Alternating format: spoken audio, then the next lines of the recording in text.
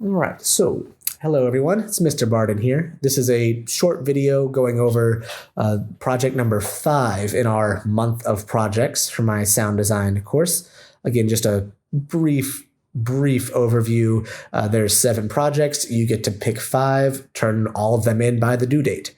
So for number 5 here, the drum and MIDI composition, the short version of it is you'll create a 120 to 180 second long track.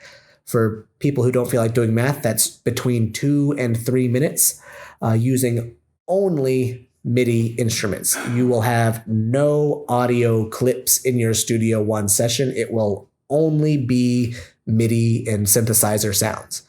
You can make it, whatever you want, any style, anything you like, but you need to have the following. That being the impact synthesizer with a drum preset. You can change the various settings, but start with a preset because there's a lot of them. Again, for the drums in your Studio One session. You should then utilize the either the Mojito or the Mai Tai synthesizers. You could use both if you want, but at bare minimum, you have to have at least one of each. And then the Present synthesizers. Using the bare minimum of those 3 synthesizers, your track should have a drum, bass, and melody. I don't think I'm asking for a lot there. Drum, bass, melody.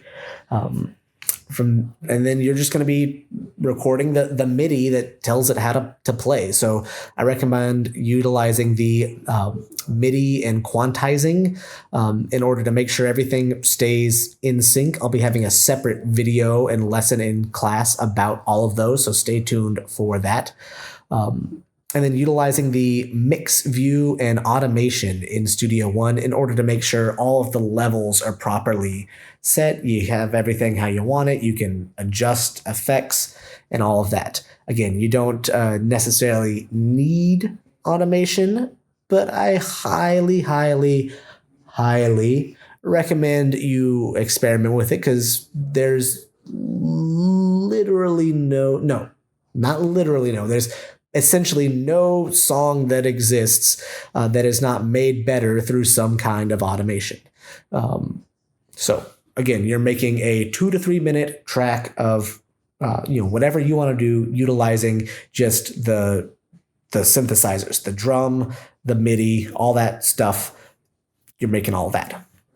When it's done, I want all my students to turn in the WAV file, the actual finished thing that you made. I don't feel I should have to explain that, but here I am explaining it. Turn in the thing that you made, and then a 1-page-ish Google document with the following information. What were the sound / presets that you use? I used this preset on my thing, this drum sound, this synthesizer sound. What is the overall, the vibe, the aesthetic, the feeling that you're going for with your track, any inspirations that you had with that, and then any difficulties that you may have ran into or surprises along the way, as we say. Those are the things. So again, this one's relatively straightforward. This is going to be a pretty short video because I'll be posting over the next few days and then talking about in class, again, going over automation, some more advanced automation techniques than I went over previously. Things like that in a video, as well as quantizing MIDI and the metronome and all that. I'll be making a little bit more of an in-depth video in Studio One, so you can stay tuned for that. So again, that's the short version of this one. So I'm going to just hop over into the next one, and I will see you all the next time that I see you.